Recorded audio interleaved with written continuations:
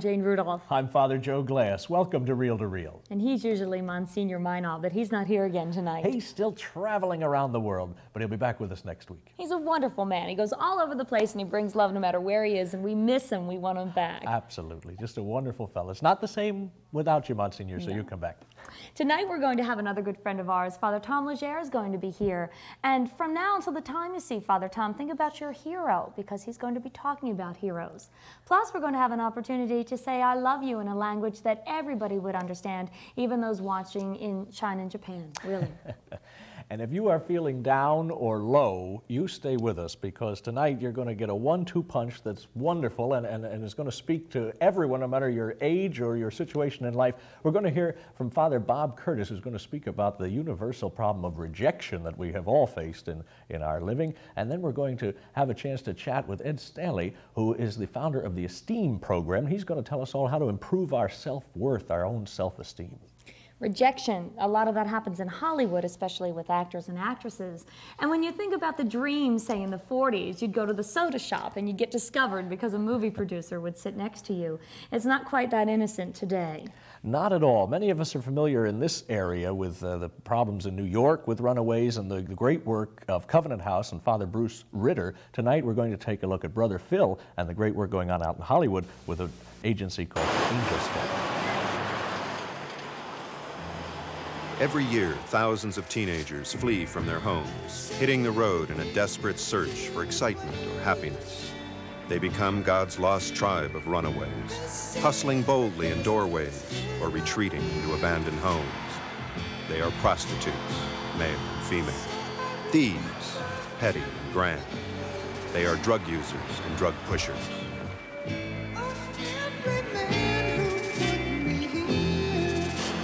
For whatever sexual, physical, or psychological abuse may have driven them away from home, the runaways, who are really throwaways, are drawn to predictable spots like the fake movie-land glamour of Hollywood Boulevard, where they find out all too soon life for a runaway is a deadly game. It's an interesting thing to the kids. They think somehow that they're going to come out here in Hollywood, for instance, and they're going to survive. They have dreams that people are going to offer them work. They have dreams that they're going to be discovered if they want to be actors and actresses, and some of them do. The reality of it is that no one's going to help them. But selfless workers like Brother Phil and his tireless outreach staff are trying to help. They're fighting an outman battle in Hollywood with Scant Ammunition, a nonprofit organization called Angels Flight. Their goal is to help runaways either return home or find a foster home. I sort of look at them in three groups. The first group would be the baby runaway. This is the kid that gets off the bus and doesn't know where he is actually. Doesn't know where his next meal is coming from, doesn't have any friends, doesn't know where he's going to spend the night. And that's our target group. After the 7th or 8th day on the streets, the kids begin to make friends. So they now have other people that they know. They've learned how to panhandle on street corners. They've learned how to prostitute themselves. They've learned where the drug connections are. And so they go into the second phase now where they know where they're going to spend the night. They know where the next meal's coming from. They don't realize they're in crisis anymore. For them, the party is still on. The third group of kids is the group that have had something really traumatic happen to them in their lives on the streets. They either get beaten, they get raped, they get robbed, they get diseased, or they just plain get sick and tired of being on the streets. And they begin actively looking for help to get off the streets. I think I could best describe my ministry and all of our ministries here is more a ministry of availability. There are a lot of kids, and there are a lot of kids we're not going to be able to reach. Through the eerie, spoken telegraph of the street, word of Angels Flight reaches even the most hardened street kid. I've gotten mugged a couple times. There's a lot of bad things that happen on the streets. There's people getting killed, raped. And us street kids, we have to stick together. Angels Flight, they've helped me a lot. They've put clothes on my back, give me a bite to eat. And the reality is just Hollywood is dirt, it's trash. Hollywood is just, it's a painful place, and it's very scary. And I'm 16 now. I came out here 13, and I wasn't scared. I'm 16 now, and now I'm getting scared. I'm afraid of getting hurt. I'm afraid of getting physically hurt. The first thing that we do as a program is to actually put outreach workers on the streets actively looking for runaway kids. They may even approach them and just say, "Hi, we're from Angel's Flight, an agency that works with kids. If you know of anyone that needs our help, would you give them this information?" At this point, it's up to the kids to reach out. As soon as we get a call from a teenager, the first thing we would do is conduct a preliminary interview. This sort of gives us a feel of exactly what's happening to the kid. We would go out and pick them up. Most of the kids that call in are without money, and they're usually far from us. When they get here, they would just be brought in, introduced to a group worker, and interviewed. There's a couple of things I want you to look over, all right? Jeff, it's really important to me that you trust us here because we are trying to help you, all right? I need to tell you, though, in a couple of days, we're going to have to probably call your parents just to let them know you're okay. Not to tell them to come and pick you up or anything, because we really do want to help. And here are a few forms I want you to look at before we go upstairs, because up there I'll show you where your room's going to be, okay? We've chosen to narrow our scope or our field of services down to those kids that really want to do something to get off the streets. We ask them to make a commitment to us, to say, yes, I'm willing to work with you. They have to let us contact their families. However, in over half of the calls to the parents of children who would consider going home, the response is, "You keep the kid." Serena is one of those kids. There was a time when she had to sleep on church stairs. Today she has a part-time job and lives with her boyfriend, Sketch, in a small tent underneath a freeway. I'll go to bed wherever I can with what I have, blanket, sleeping bag, whatever, I can supply myself with or somebody can help me out with. I'll go to sleep. I'll wake up probably around noon if I'm really tired. Both Serena and Sketch have been in and out of foster homes. Unable to believe that they really belong, they're drawn back to the boulevard. For them, love is a bridge that moves from street corner to street corner. If I have it, they have it. Because they're the same way. If they have it, I have it. And it's all about living on the streets. Sharing and loving. Because if you don't do that, you got nothing. As night falls, the search for dreams goes on in the street. The casualties are many. Street kids die quickly and quietly. More than 5,000 teenagers a year are buried in unmarked graves. As for Angel's Flight, they too have had their disappointments. I think the biggest failure we had, in a sense, was Kim, a 14-year-old boy from Idaho, came down and wanted to be a rock and roll singer. He had a really, really horrible family life, and he had been shifted from one relative to the next until he grew to think nobody loved him. He came down here, and within a week he was robbed twice, beaten once, sexually molested once, and we couldn't, no matter how hard we tried, find a place for this kid. There was nothing available in the entire county, and we were forced to convince him that, on the streets he had a chance only to die. The boy did go home eventually, and 3 months later we heard that he had committed suicide. Our primary concern is for our hurting brothers and sisters in the streets, rather than proselytizing, rather than looking out for the Catholic runaway or for a kid who's got no faith and trying to convert him. I think we're doing a really valuable work for the Lord. I think we're doing something positive to help change the lives of a lot of young people. I've been out here for 3 years and I've gone nowhere. I'm just now learning the feeling of love. We want to get off the streets, but we've been on it for so long it's hard to get away, because in Hollywood things just happen. You have to accept it. You have to accept it day by day. But for most, each day is like yesterday, and it gets harder to pray for the promises of tomorrow. For a very fortunate few, Angel's Flight will be the answer to that prayer. It's amazing to think about the poor self-image those teenagers must have. They don't even have a bed to call their own. Well, coming up next, Father Joe Glass and Ed Stehle are going to talk about improving a poor self-image.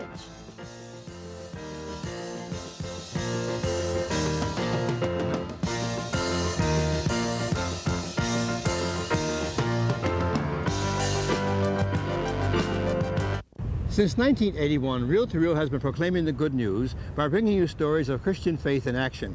We do it by roaming the Delaware Valley, searching for people of faith, hope, and charity. But like all modern media, it is an expensive proposition. If you're a new viewer or if you've enjoyed Reel to Reel for many years, we'd like to thank you for watching and invite you to participate by actively supporting the show. With costs rising all around us, we need your financial support.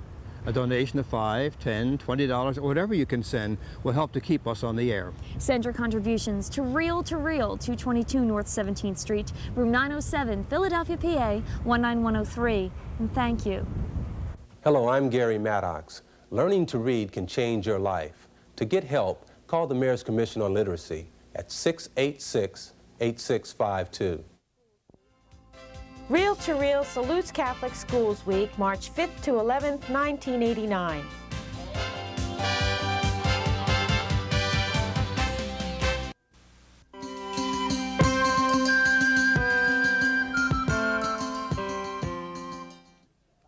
As promised, now here is Ed Stehle. He is the founder of the ESTEAM program, but I think even a more important claim to fame is he's been a teacher at North Catholic for 23 years, and that's worth celebrating. Thanks for joining us on Reel to Reel. Thank you.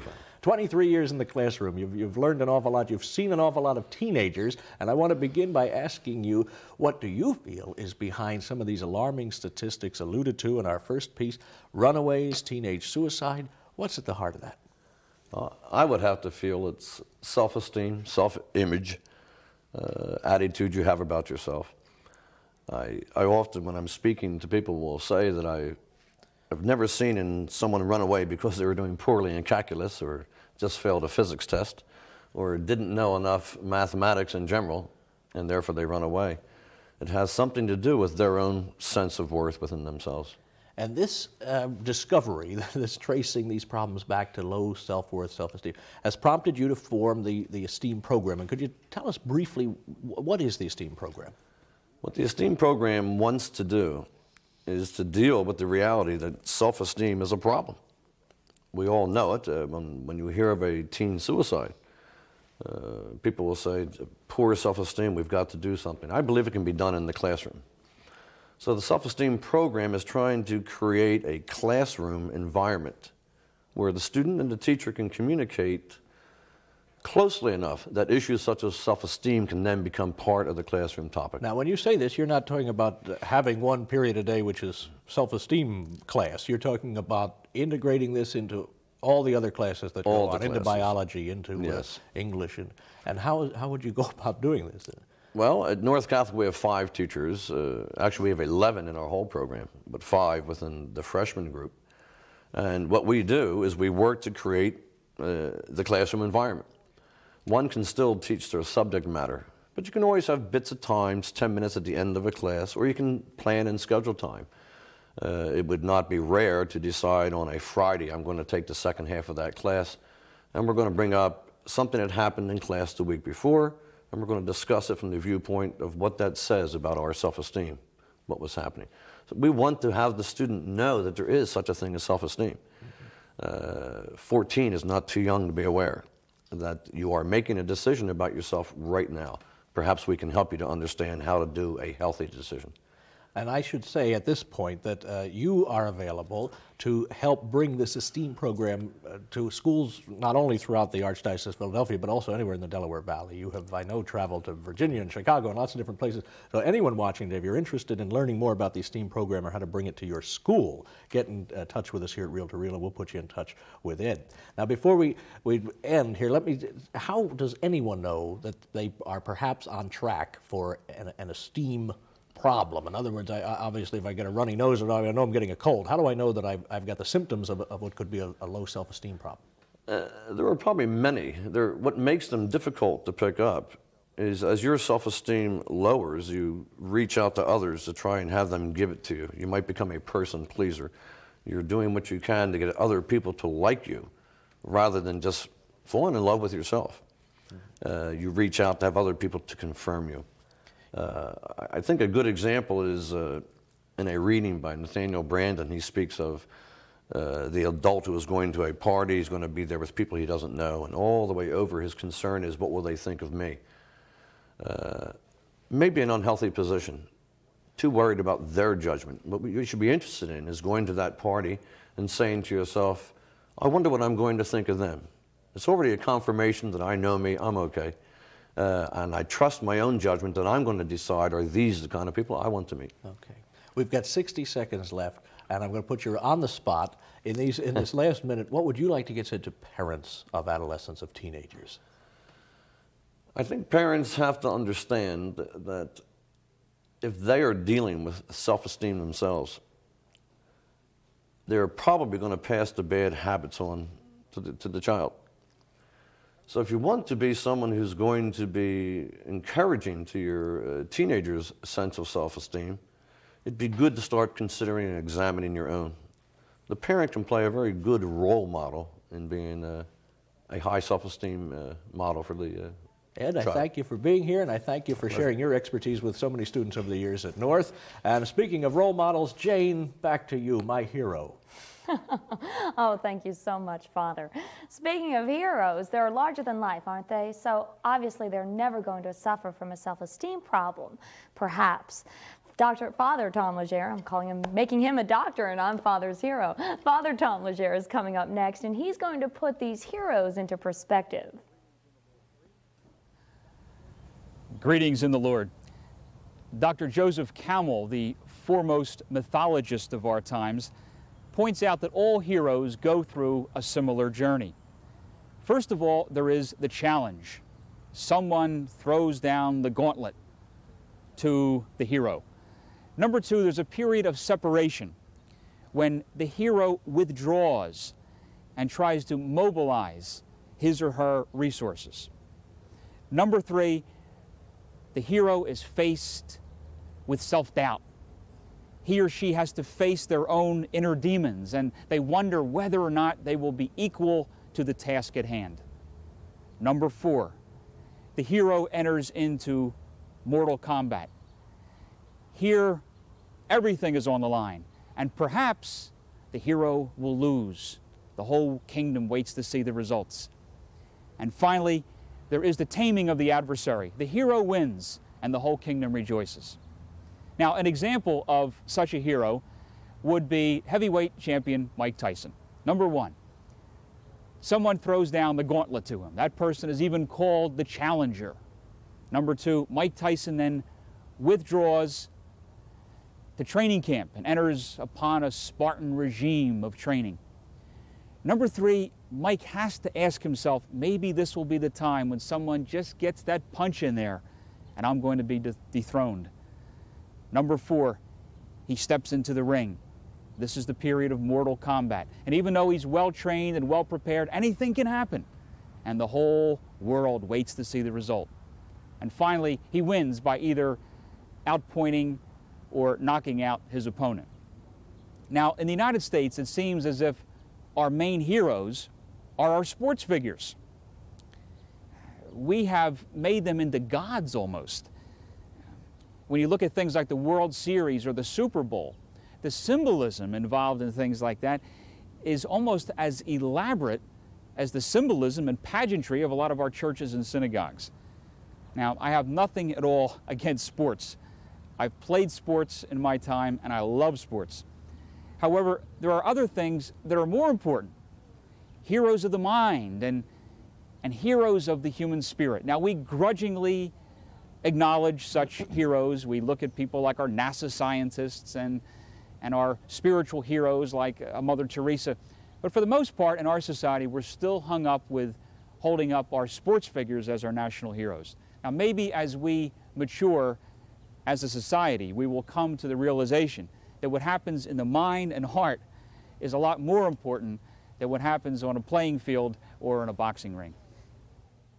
Well, we already know who your hero is, but for some reason I don't believe you. So who is your hero, really? Well, my hero, and I'll take advantage of his absence to say, one of my heroes is Monsignor Charlie Minor. I think he is a priest's priest, and he's been a great help to me and a wonderful example for a fellow like me ordained just 8 years. Oh, that's wonderful. If he was here, I'd probably be too embarrassed to say it. Okay. Well, don't be embarrassed. Stay with us. We have lots more to come.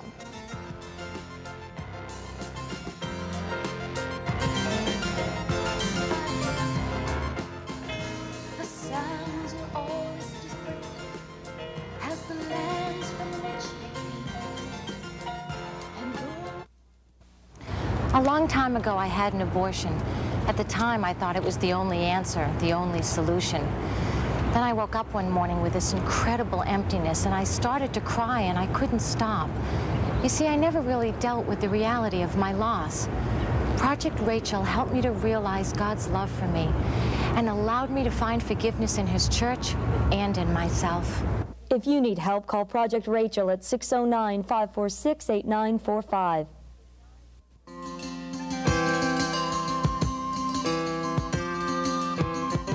We welcome your comments and suggestions and encourage you to write to us at Reel to Reel, 222 North 17th Street, room 907, Philadelphia, Pennsylvania, 19103, or call us during regular business hours at 215-668-9842. Right now, Father Bob Curtis is going to join us, and he's going to answer two very important questions. The first, what's the biggest burden that all of us face in life? And secondly, how can we lighten that load? Well, one way to lighten that load is to go ahead and say, I love you to someone. So let's all get together tonight and say I love you in the words that everybody can understand. What's the greatest human burden? It's not war. It's not poverty. It's not the environment. It's not even illness or death. No, the greatest human burden is rejection. No person alive can stand it. Rejection is the almost exclusive cause of suicide. Rejection is the almost exclusive cause of unhappiness. Rejection is at the root of despair, loneliness, lethargy, apathy, sociopathic and criminal behavior. Rejection is the baddest man in town. We find it in the professions. Ask any actor, no matter how successful, what it's like to be rejected for a role over and over again. We find it in other jobs, when we apply for a job or when we apply to get into a school. We find it in society. What is bigotry but institutionalized rejection? But far and away, the worst experience is personal rejection. When another human being turns another away. We all suffer from it, at all ages. Little children can be very cruel in rejecting other little children. Teenagers can cause devastation when they reject a peer. And adults reject so often for so many reasons that we now have a nerd culture in which it's okay, even amusing, to poke fun at people who don't fit. You even find rejection in retirement homes. I have never visited one in which I didn't find at least one old person shunted off to the side, rejected and ignored by the others. Sometimes we automatically reject someone when we select another. If we're interviewing people for a job, we can't hire everyone. We can't even be friends with everyone. But we ought to be very sensitive and very careful when we turn someone down. There are many people in this world for whom one more rejection could be the last straw. Well, into this human dilemma comes Jesus Christ. Here are His words. No one who comes to me will be rejected. What joyful words He's saying. He's saying, I don't care if you're pretty or plain, smart or dumb, fat or skinny, short or tall, rich or poor, fascinating or dull as ditch water. I want you. I love you. I accept you. Come one, come all.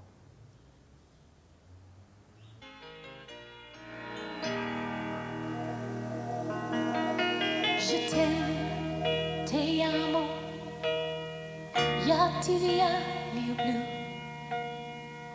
Ani och havet åt I love you. The sounds are all as different as the lands from which they came. And though our words are all unique, our hearts are still the same. Love in any language, straight from the heart, pulls us all together, never apart. And once we learn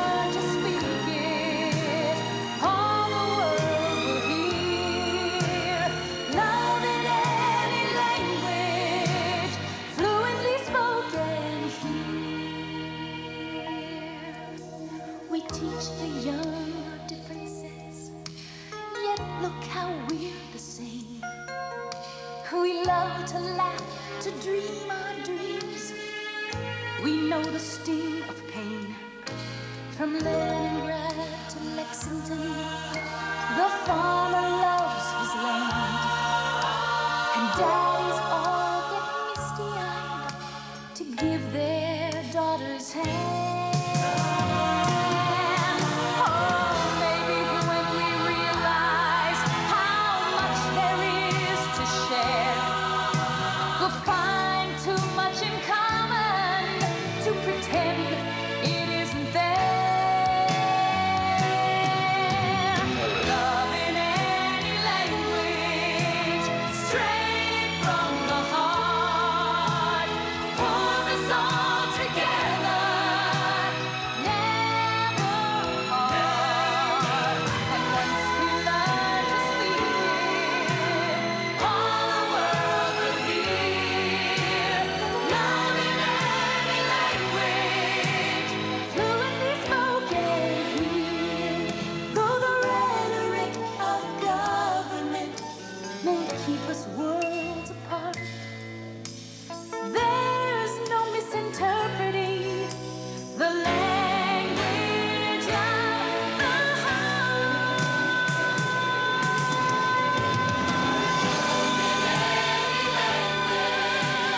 Straight from the heart, pulls us all together, never apart. And once we learn to speak it, all the world will hear. Love in any language, fluently spoken here. Love in any language. What a finish. And after that, we can't even, follow that up. So we might as well just say goodnight because we're out of time. No words to express. We look forward to seeing Monsignor next week, and we look forward to seeing all of you next week on Real to Real.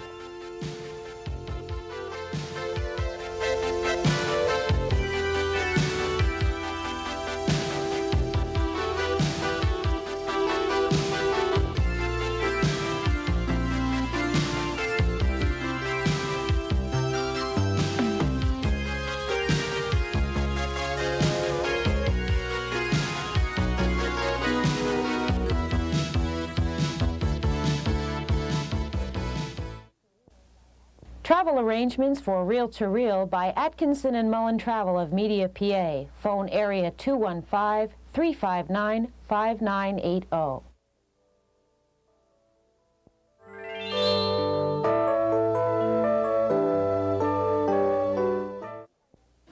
Thank you, Billy. Okay, who's our next presenter? Freedom to Choose by Judy Wilcox. In the air, freedom rings, a song of celebration. We the people sing. Our freedom to worship wears many faces within steepled buildings of different denominations. We are so proud of our uniqueness, people come here to live with us. Here, in our kingdom of religious freedom. Thank you very much.